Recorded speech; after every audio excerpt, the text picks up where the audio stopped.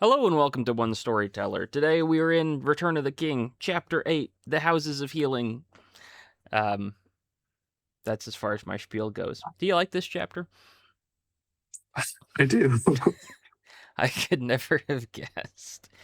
I got about halfway through it and realized Tolkien is just kind of ripping off Jesus, which is pretty cool. I'm a fan of that part of it. I'm not sure. There's like one little thing in here that bugs me and is just a little bit silly, but oh well. I don't think it's that important. So It's probably not. we'll leave it behind. This is a chapter that takes place. This is kind of the conclusion to the whole Pelennor Fields and Denethor saga, with Yes. those who are injured or seeking healing. Thus, in the Houses of Healing, that's how that works. And so it follows. It's basically Merry, Eowyn, and Faramir getting medical attention, and there's no medical attention in the first part of the chapter, but then there's ample medical attention that just kind of fixes everything Yeah. magically. It's a little weird, but Jesus thing. So we can leave it there. Why do you like this chapter, or what about it is Mm. significant to you? Well, one thing is it's just cathartic after the big buildup we've had with everything else, which is it's not like that was bad, but this is a well-timed taking a breather, Mhm. and it's a pretty important chapter for Aragorn. Yeah. We're being reminded of his not rushing things or preemptively doing things or doing things with the wrong motivation. He wants to be king, but he's not going to rush it or be unhelpful or do it in arrogance. And part of his kingship, we've seen him as a warrior, but we're actually being introduced to this healing aspect to his kingship that he obviously thinks is more important. Yeah. And well, in a lot of ways, I think. Yeah. It's at least equally important. It's the other half to his character. He's not all Yeah, about, that's murdering fair. people. He's also about Yeah. fixing the problem, whatever that is. When Sauron's the problem, yeah, you got to kill him, but when a fever is the problem, you just, put some ibuprofen on it. It's basically what Athelas ends up being, but we can comment on that when we get there. Ah, you're Yeah. less glowing now. Good. It's interesting. I'll give it that. I also like that we're able to see a lot of our people back together again. We are. That's good. Yeah. People are able to hang out. This Apparently, is, Legolas and Gimli are busy, but yeah, they're not very important. They've always been side characters. it's true. But this is Aragorn, Pippin, Merry, and Gandalf are, I guess, our main four that are in the chapter. Or Yeah, our yeah, our main four of our main nine originally, and then yeah, yeah. other people play roles in this chapter as well. We pick up with Merry, Eowyn, and Theoden's corpse all heading into Minas Tirith. This is near the end of the Pelennor Fields chapter. They were heading in. Imrahil was heading out. Imrahil was like, "Eowyn's not dead.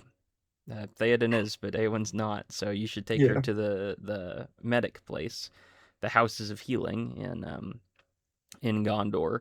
And so we pick up with kind of them making that journey. Merry has managed to wander off somewhere else, but Pippin eventually finds him somewhere out in Minas Tirith.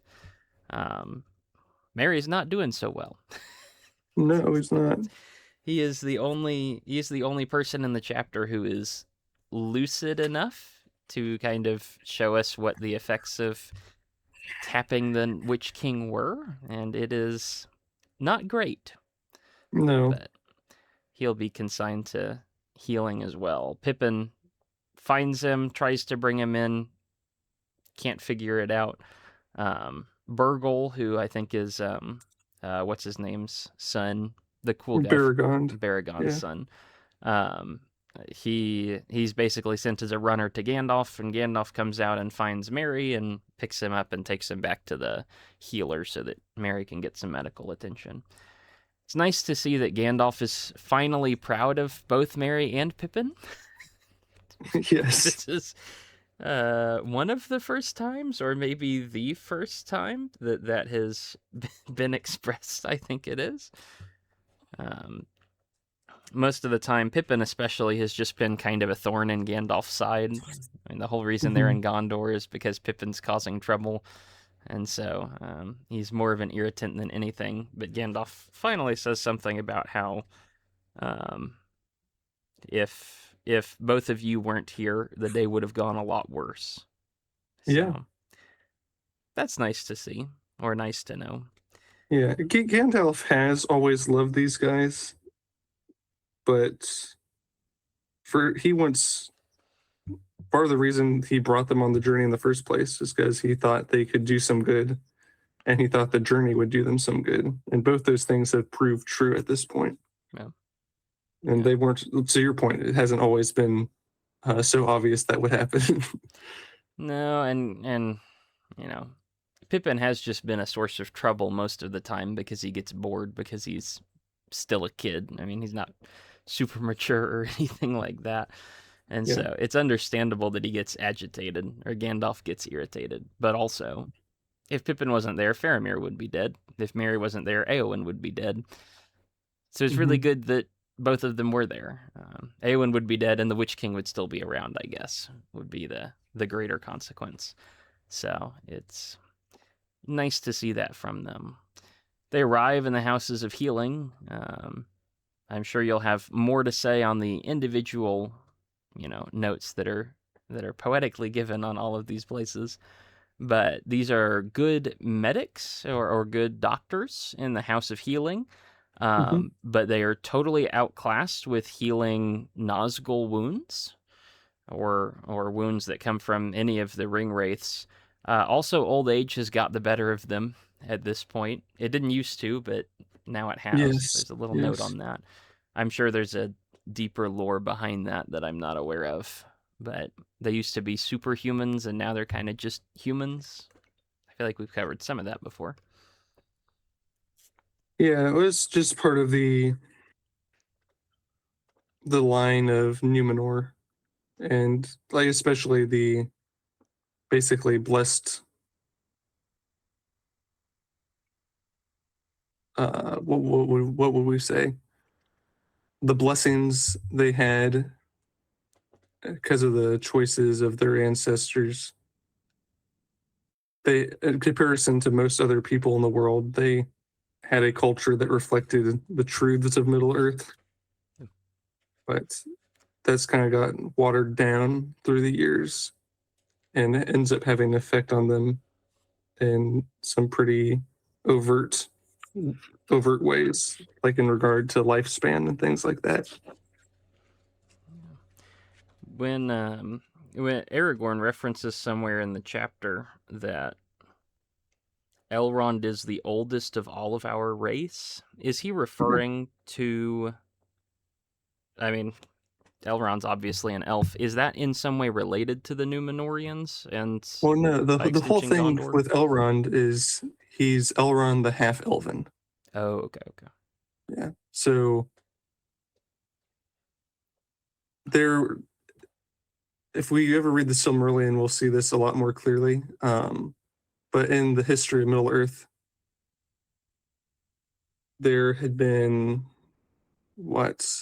several unions between elf and man that results in half-elves. But the thing with half-elves is it's not just a genetic thing, it's like a existential choice thing where God shows up and says, hey, do you want to be an elf or a human? Okay, very cool. And Elrond is half-elven, but he chose to be an elf, so he's immortal. But his brother, Elros, chose to be a human. And that's where the race of the Numenorians comes from. Okay. Yeah. So Elrond's skill in healing is not just because he's an elf, it's also because he is similar to Aragorn in terms of They're just blessed with that ability, I guess. Yes, that's fair. Very curious. Okay, I was wondering what that line meant because that didn't really make sense to me when reading Yeah, through. that's fair. There is this random lore drop as they walk into the houses of healing. There's this older lady who's there, who's working, and she says something. We can't help them. If only we had a king right around now, because kings Yeah. are really good at healing. And by the way, if only there were a guy who would come in who was really good at healing, that would be a sign that he was actually the king. Man, I Yep. wish that would happen. You you It probably understand makes what my irritation is. yes, yes. It makes sense that someone would say that, given that Tolkien has made those things part of the world. But it is sort of funny to hear about them here for the first time. Yeah, it's bizarre. It is it would be one thing to say, if only there were a king, and we would have no idea what that means. But then Aragorn comes in as the thank you. My epilepsy is really doing well right now. Aragorn is coming in as the king, and then heals, and people see that as a sign of kingship.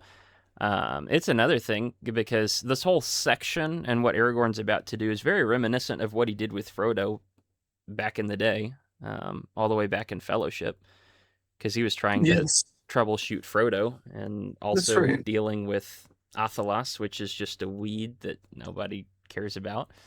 Mhm. And so this is a really interesting callback that is made just kind of irritating by the woman over explaining the things that are happening. Yeah, although that's kind of her whole shtick. Yeah. Yeah, she is just kind of an irritating person. Most of the Well, what people in this House of Healing are kind of irritating. they're a little pompous, a little bit too intellectual. Mm-hmm. Yeah. Good doctors most of the time, but with some drawbacks. So that's my main gripe. I respect it. The other half of the main gripe is this: when this woman says, the kings of Gondor can heal and whatever, and that's really important. Um, Gandalf immediately responds by saying, that's a good point, and leaving. And it makes it seem like Gandalf is unaware that the No, king's. I don't think it's I think it's a supposed to be. reminder for him. Like Okay. he's been distracted with a lot of things on his mind. He's like, "Oh, right. Someone should go get Aragorn up here." Okay. I think that's what that is. That's probably a fair reading. He has spent, and there's even a note in this chapter that Gandalf really wants to be out on the field helping people, but he needs to Mhm. be in the Citadel helping people. And so maybe he got distracted and was not thinking about, Yeah, he's trying to tell people who's in charge now. It's like, "Hey, to go talk to Imrahil. I guess technically you could talk to me." So, busy guy. Okay. It came across as, wow, Gandalf has forgotten something that's kind of unlike him, but I don't think that's what it was supposed to be. no, no. All right. Anything in that first kind of little chunk of the chapter before they go out and we see Aragorn for the first time? You can do whatever Um, with your camera. I can survive the bright sunlight that's yeah, beaming it's through. distracting me. It's not usually this bright. No, it's not. Anyway, um,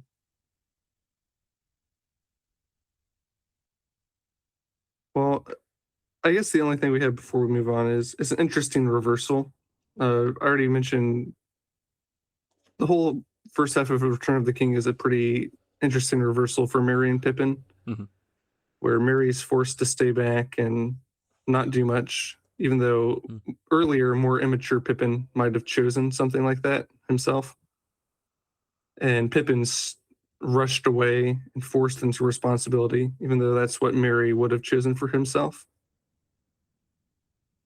And here, Merry is in a pretty helpless state, and Pippin always would have helped him out, like. But it's interesting to see them in a situation where Merry is desperately in need of help, and Pippin's able to help him out. Yeah. And Pippin, not just. I feel like earlier Pippin would want to do something helpful and not know what to do, but Pippin, Maybe so. Yeah. it's not just, oh, I have the desire to help. It is, I know where to go. I can't get you there, but I can get a message to somebody who can get you there, and I can, Yeah. work you through that. So Yeah, he's plugged. Like, the reason Mary stood out as more mature and able to be helpful is because he just knew more about what was happening, like in the eastern part of the Shire, or with maps and things. yeah, he's traveled And Pippin, into the Old Forest and stuff like yeah, that. and now Pippin is kind of flexing the fact that he knows this kid in Minas Tirith, and he knows where Gandalf is and the Houses of Healing and all that.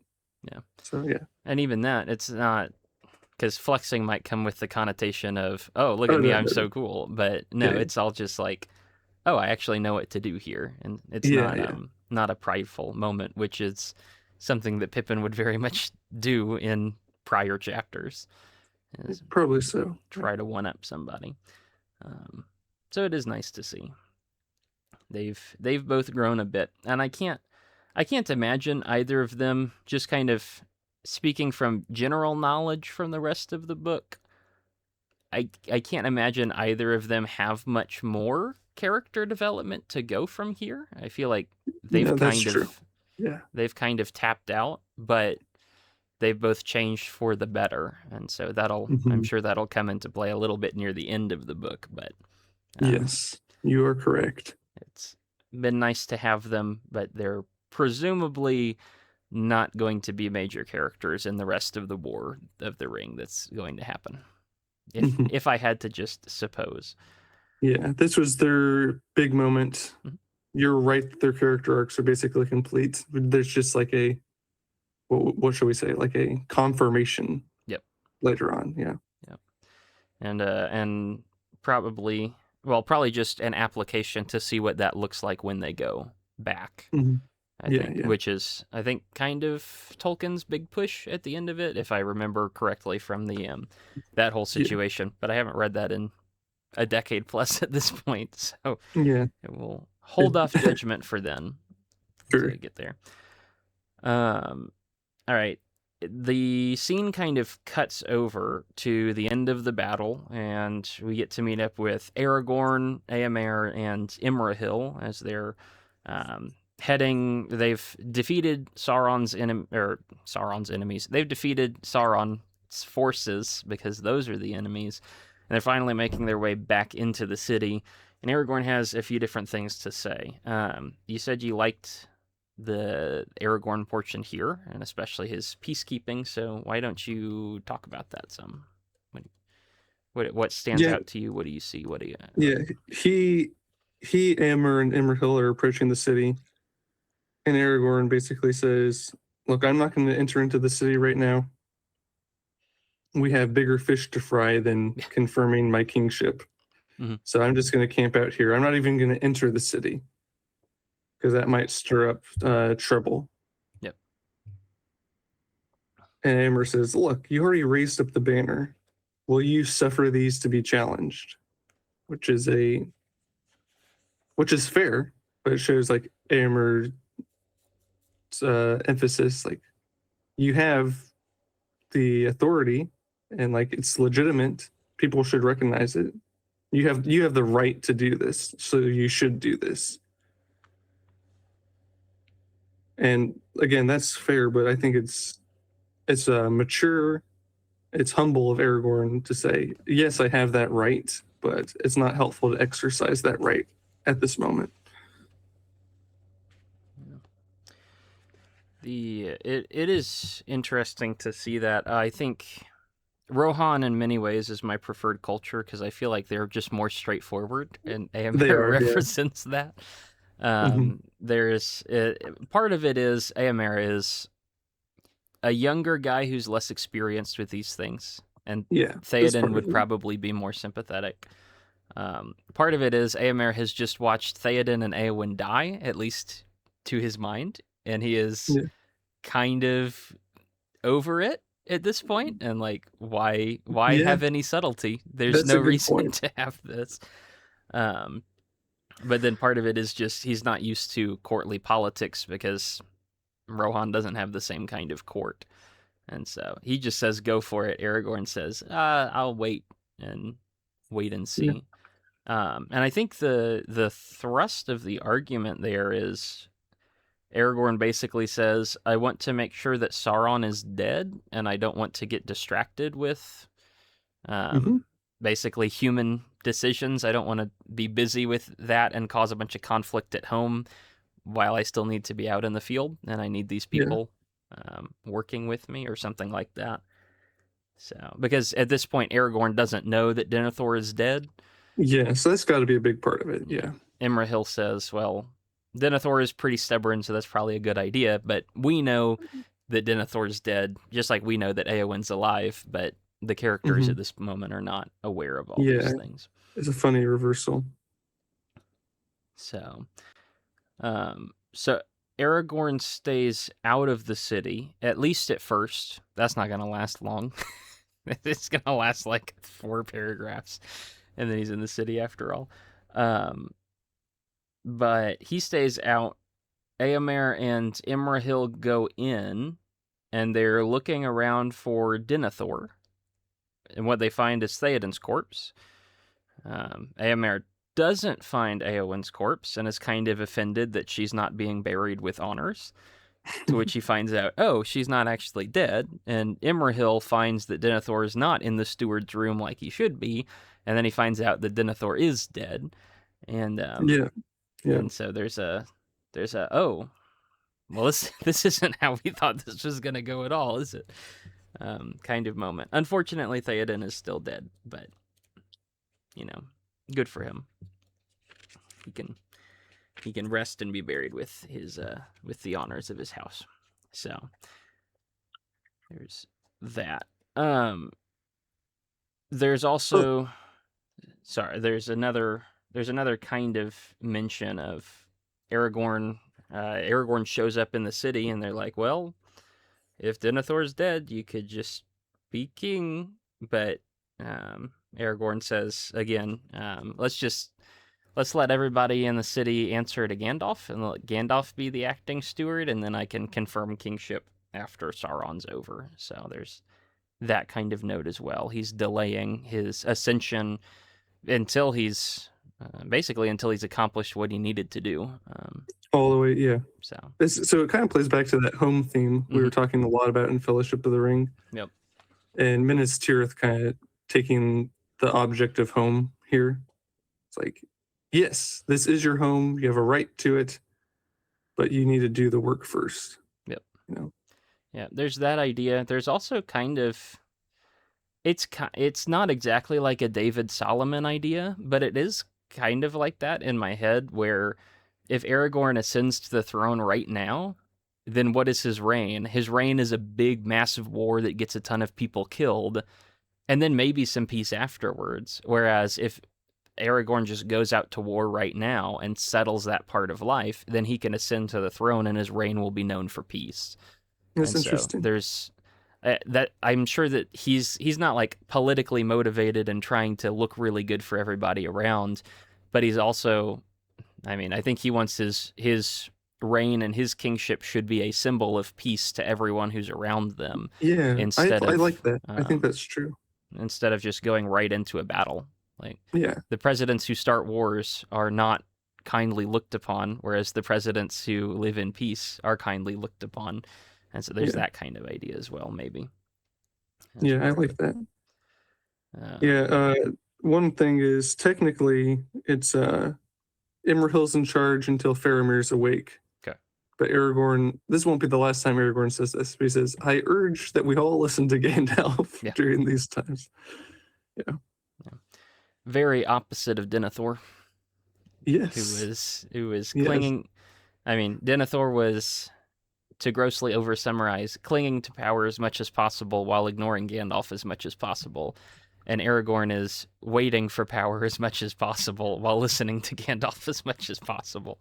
So there's Yeah. a You know, that's also refutation of how the stewards did things when the king comes in. But no, you go ahead. yeah. Oh, I was just gonna say, I hadn't really thought about that, but it sort of disarms one of Denethor's prideful fears. Well, yes, the king is going to come, but he's not going to come and humiliate you. Yeah. He's not eager and ruling because he wants power, right? He's interested in ruling because he can serve people that way. Yep. And well, I guess that's one of the big contrasts between Aragorn and Denethor. Yep. Oh, there are many. It turns out when you're good and decent and your opposition is not good or decent, there are a lot of contrasts. But Denethor definitely was a disappointment on many levels, but Aragorn also shows him up. I don't know if I assume that was just kind of Denethor's worried mind at work making stuff up about how terrible a king would be, to kind of give himself a justification for not giving over to the king. But it's kind of a nice, unfortunate that Denethor went out the way he did, but it does make Aragorn's job quite a bit easier because there's one less person that he has to fight through to ascend. So Aragorn, being in the city, he's been called by Gandalf, is the note that he makes. He was going to stay outside, but Gandalf called him in, and so he's come in not as this conquering king or anything like that, but he's come in as the head of the Rangers or whatever it is, whatever his titles are. I'm just a captain of those hicks in the north who protect the Shire. Don't worry about me. But he can, well, and here I guess reflecting back, I didn't actually catch on to this the first time reading it, but this is I guess where the Jesus parallels really start. I think so, yeah. Because he's coming into a city and attempting to not be known by them. And we're going to see how poorly that ages because, of course, that's not going to happen. He ends up going to the Houses of Healing because that's his skill, that's his ability, and he's the king. And, by the way, I don't know if you knew this, but the kings of Gondor were really cool because they were known to be great healers. And I know if only somebody could come in and heal these horrible wounds, we would know that he was the king. Aragorn goes in to look for Kingsfoil is the common term. Athelas is the ancient term, and there's some other titles for it as well. That old medic lady from earlier doesn't have any, but goes around to kind of look, and she'll come back. They have overlooked the values of something that is wondrous and kind of magical. I don't know if magical is the right term, but it's going to do some pretty wild stuff for an unimportant weed. So maybe just because they have all of the learning and all of the lore doesn't actually mean they're wise or capable of healing like they should. I think that's kind of a minor theme that's throughout in there. What do you think about the cases Aragorn has to deal with? Because it's just Faramir, Éowyn, and Merry, but all three of these are different. They've got different ailments that are affecting them. Yeah, I think Éowyn's is the most important to consider. But Faramir's thing is he has a bad poisoned fever sort of thing, in addition to the black breath. So he's actually in the worst shape. Physically. Yes.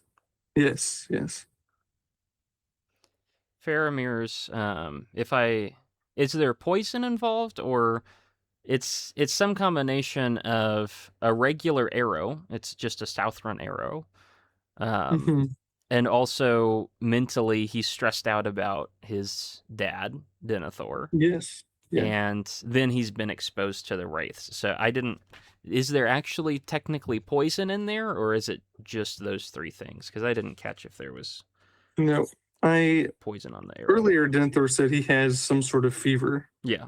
From some point of origin. And I don't think Aragorn ever contradicts that. Okay. Fair enough. The old woman says, or I guess, no, this is Imrahil that's speaking. Um, Imrahil thought it was from the ring wraiths that this disease was coming, because he didn't know how else to understand it. But it's just it seems to be just a normal arrow that then having exposure to the wraith did not help. Yeah. Those are two separate maladies that are happening. Yeah. It's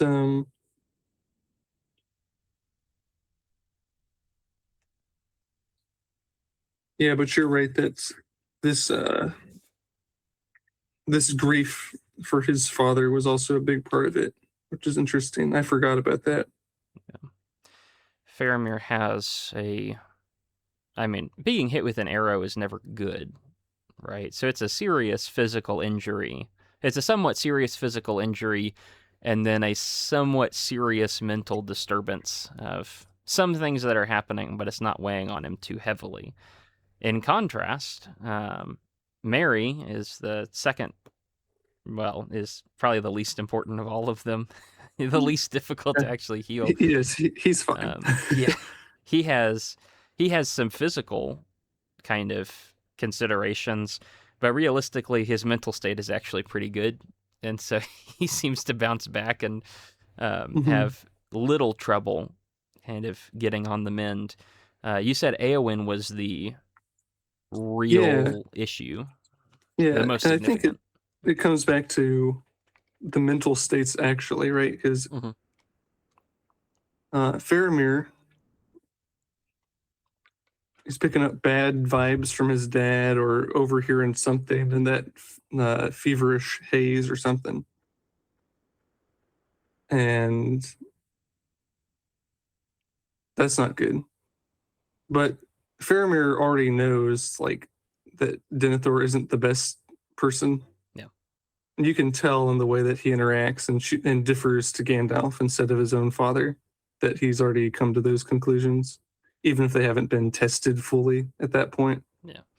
And Faramir is also internally a solid human being, because one of the reasons he's well anchored. Yes. Aragorn credits him because he is, he's well made and he's strong, and this is why he's held on for so long. Is like he's just a solid guy. Yeah. And so it's part of the difference in Faramir's and Eowyn's conditions is Mm-hmm. Faramir doesn't have the rot inside of him, but Eowyn actually does. There's something wrong with her fundamentally. It's not just other people pushing on you. It's when you are yourself flawed in some way. So Faramir's in a bad state, but he's well anchored. Merry is definitely well anchored. He's just a solid hobbit trying to do the right thing. Yeah, but as we've said before, in the Eowyn saga, she's had a lot of different pressures and things that have unanchored her. And that's why she's sort of the most interesting one to consider, and sort of the one in most danger of the wraith poison of the black breath. Yeah. Eowyn is. It's pointed out in this chapter when Eomer is kind of talking with her, that it's Wormtongue got to Theoden, but also Eowyn had to watch that whole thing, and Wormtongue also got to Eowyn to some extent, and either planted some bad ideas there or worsened the ideas that were already there. And so she has suffered a tremendous amount of mental damage, and while Eomer got to be out in the fields riding around and actually doing something, Eowyn just kind of had to sit and watch, and that's allowed some things to fester in her. Yes. So we've talked about this before, but a terribly unenviable situation to be in. Yes. Tolkien makes sure to make that point. That's like, Eomer, you don't really get this. Like, hold off on your judgment a minute, because there are other things going on for why she is the way she is. Basically, when Aragorn comes in to heal them, Faramir wakes up at Aragorn's healing and his ability. Faramir wakes up and is fine. He needs to rest up, but mostly what he has is, the physical injury, and so that needs some time to heal. Mary wakes up and makes some joke about smoking and eating and how he's really hungry. Traditional Hobbit. And Eowyn wakes up and somebody says, "It's good to see you restored to health and hope." And Eowyn says, "Health, maybe. I don't know about hope." So that's kind of emblematic of where each person stands. And Yes, yes. Eowyn still has a way to go before things are fixed for her. Mhm. Aragorn even says, "Look, I can fix her body. Like physically, she's fine, but I can't fix what she's thinking. Like I can't. It's up to her to control her own mental state, essentially." Yeah. So that's an open question, even as we head towards the end of this chapter. Like, who knows exactly where that's going to go? Well, and it's interesting that's seen even in the healing itself. Because Eowyn, in several different categories, had been idolizing Aragorn. Mhm. Um, here's someone who didn't fall like Theoden did. Yep. Right? He could be a great leader, good partner. Aragorn is taken on the partner side of things, and just in terms of her duties, he can't serve as a kind of a leader for her. Yep. Either. So, and that kind of is the last straw for her hope, as we talked about before. Mhm.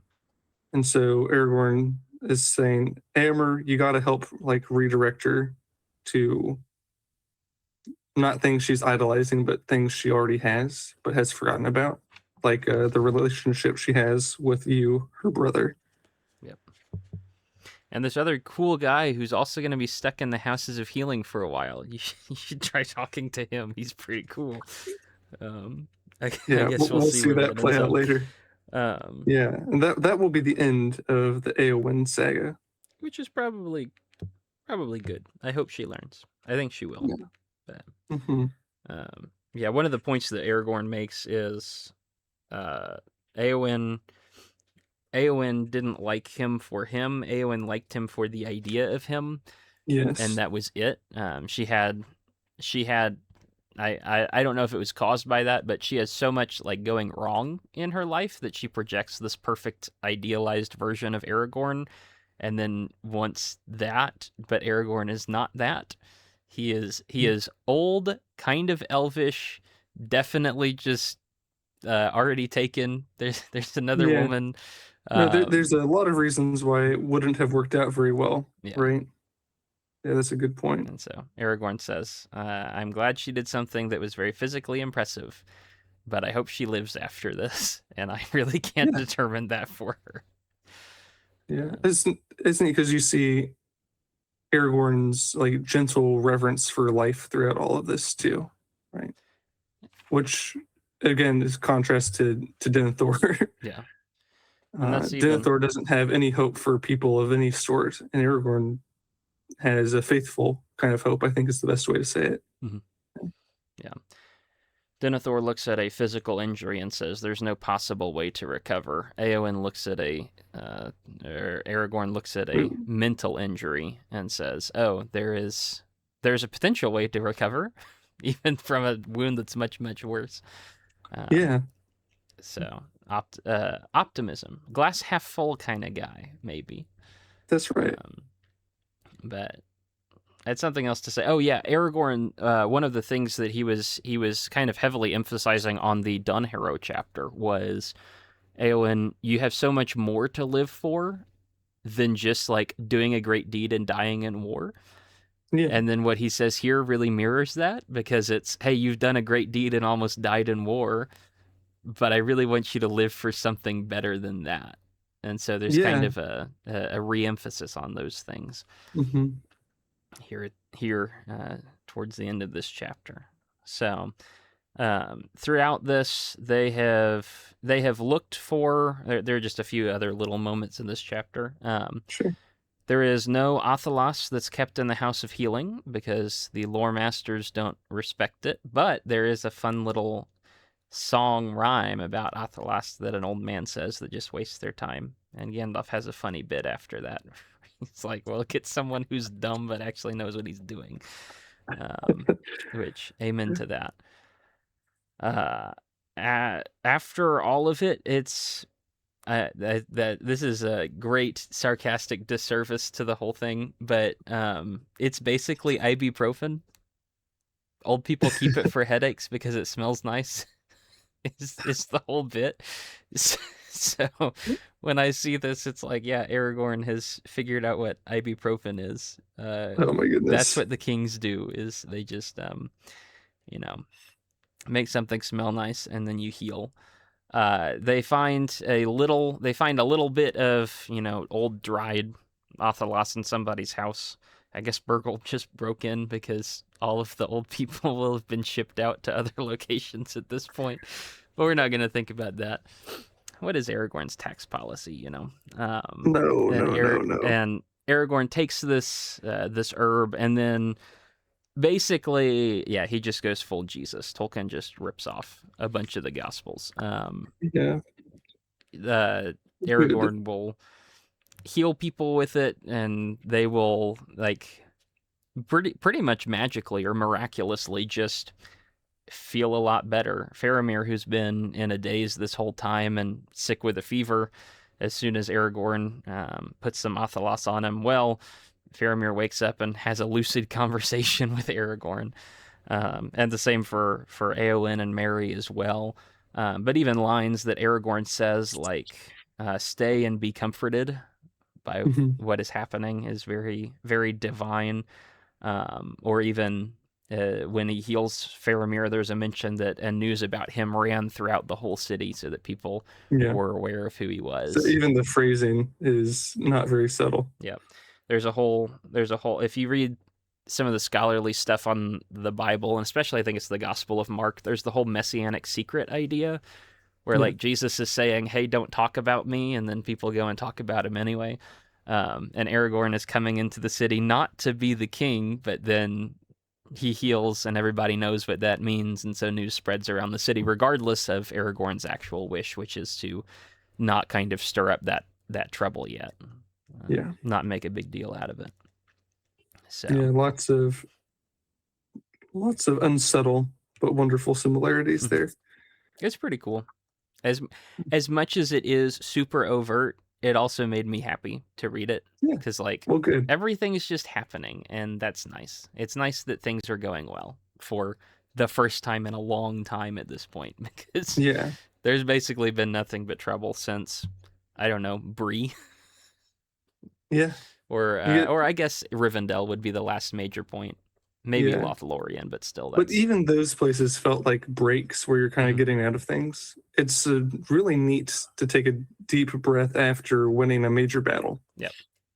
Yeah.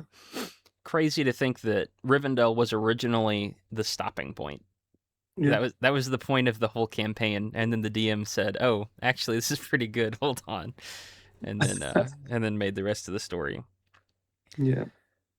So Merry and Faramir, who don't have the influence of Saruman whispering in their ear, are doing much, much better. They do have sad memories, and Gandalf says Faramir doesn't know what's happened to Denethor. He may know that Denethor is dead. He definitely doesn't know that Denethor tried to murder him in the attempt. And so who drip feed him that information. He doesn't need all of that right now. That's not going to help him recover, but he should be made aware of things gradually and eventually figure that out. Whereas Merry also has something sorrowful. There's a comment about how, I'm just hungry and I would like to smoke. Actually, I wouldn't like to do that because in Theoden's dying breath, he was like, well, I'm sorry I won't get to smoke with you. And I don't want those sad memories, but there's nothing wrong with the memories, and actually they're pretty good. And so I will smoke and I will remember Theoden and be happy for that experience. Yeah, I really like how that plays out. It's a very, very gentle moment where he says, we remember somehow Theoden had the humility and ability to be in the present enough to, while dying, say, sorry, think about me when you smoke, my young friend. And Merry says, wait, if I do that, I'll think about him, which is hard, so I'm not going to do that. Well, and it just a simple interaction, but Aragorn says, "Well, why don't you smoke and think about him? Because he's a good guy to remember." Yep. Yep. Nothing wrong with the sorrow. It's good. It helps people. Mhm. Yeah. So it's nice to see that. Merry is cool. I like him. They are. There's a little bit of interesting. Well, one thing I will go ahead and say right here. That as I'm reading this, it's been. I read this when I was like 13, so it's been 12 years since I last read Lord of the Rings. Probably is what Yeah. it is.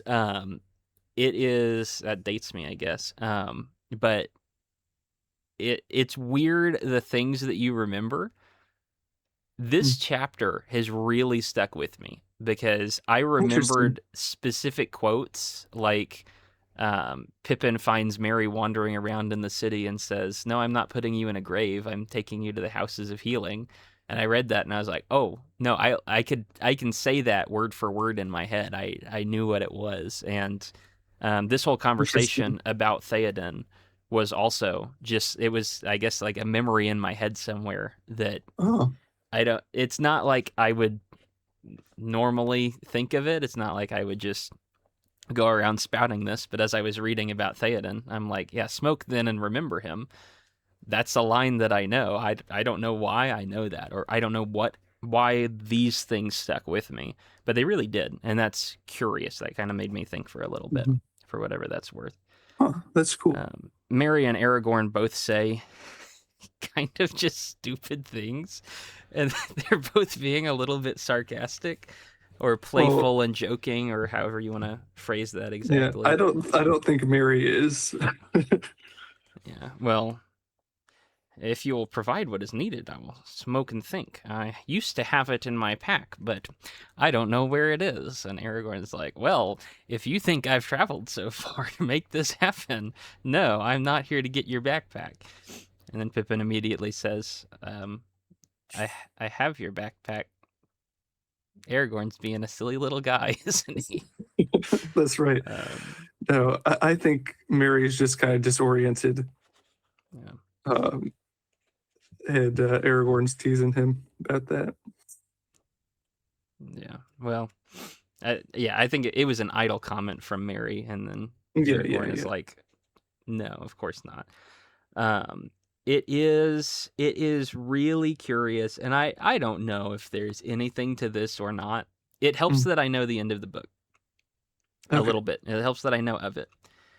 But Merry says, "I want to smoke. I had some of Saruman's stuff." And then Aragorn's parting comment to him is, "Well, um, like it's right there with you. May the Shire live forever unwithered." Which is just an interesting line in light of what's going to happen a little bit later on. Of those two things are not going to both happen at the same time. We're going to see a lot of Saruman stuff in the Shire, and it's not going to be unwithered. Yeah, Just kind of leave that for a moment. yeah. Uh, Tolkien, he can keep an idea in your head when he thinks he needs to foreshadow it. yeah, I don't. If I didn't know the skewering of the Shire, or the whatever, however you pronounce it, I wouldn't think of this at all. But since I Mhm. do, it was just an odd combination of elements that may or may not have actually meant anything. But Yeah, sometimes idle comments can mean things. yeah. At the Just very curious. least, Mary's line is there in part to help us remember that Saruman's still alive and maybe scheming. Yeah. Yeah. Yeah, and I guess Eowyn's whole mental disease is also caused by Saruman's input, and Yeah. so that's very There's a much lot of foreshadowing, I guess, in this chapter. I hadn't thought about that. Saruman is has still caused problems in the recent past. Who Yes. knows where he went to? I really hope the Shire stays in good condition. And on Yeah. that note, um, as Aragorn is leaving the Houses of Healing, he kind of gives basic instructions. Merry will be fine very quickly. Eowyn will be fine. Well, she'll want to leave quickly. She'll be fine physically, but she shouldn't. and Faramir will be fine, but he needs to recover from his injury, and don't give him the mental weight of what Denethor has done all quite yet. And so Aragorn heads out, and everybody has heard about all of his healing, and so he proceeds to heal everybody else and fulfill the prophecies about the king's return and all these different little things. And then at the end of it, when he's very tired, he sneaks away by himself, which are all very Jesus things to do. Yeah, that last paragraph, which I guess is a sentence now that I'm looking at it, is, I love the way that it's written. I just have to say that. You would. Yeah, thanks. It's 2 sentences, I see. He slips out when he can labor no more, and then he sleeps for like an hour or 2. Yeah. And in the morning, the city has the banner of Dol Amroth, and so the steward's over, and people say, "Where's the king? Was that a dream?" Yeah. Everybody knows it's not. There's plenty of evidence that Aragorn did heal a lot of people, but also, where is he? And I guess that's a question that we'll still leave for a little bit, because he's not going to officially take his seat on the throne until Sauron is dealt with. Another very Jesus thing to do, isn't it? It's indeed curious. So basically, Tolkien's just a ripoff. Well, that's why it's the second best book ever. Fair enough. It's just it's basically just an analogy for or an allegory for. It's basically just the Return of the Lion, the Witch, and the Wardrobe again. You know. No, it's better. Essentially the same. We should read Narnia at some point. I fear what I will have to say about it. Yeah, it's very different. More acquired, I think. Yeah. More of an acquired taste. If it's more acquired than this, that's incredible. Well, Fellowship's kind of rough. I'm convinced everyone should like Lord of the Rings. Of course you are. Fair enough. I got one more thing to say on this chapter. Go ahead. There's a wonderful moment between Merry and Pippin. Everyone else has left. Pippin's just sitting there by Merry's sickbed and says, let's relax for a bit. We can't stay up here with these, what does he say? On the heights very long, with all these great people, he means. And Merry says, yeah, I can't. Not yet, anyways. And then he has this very, it's almost a meta kind of comment on their journey. It says, it's best to love first what you're fitted to love. You have to start somewhere. The Shire is a good place to start, basically is what he says. But there's other things that are well beyond what the Shire can teach you, I think is basically what he says. And he's glad that he knows about them. Yeah.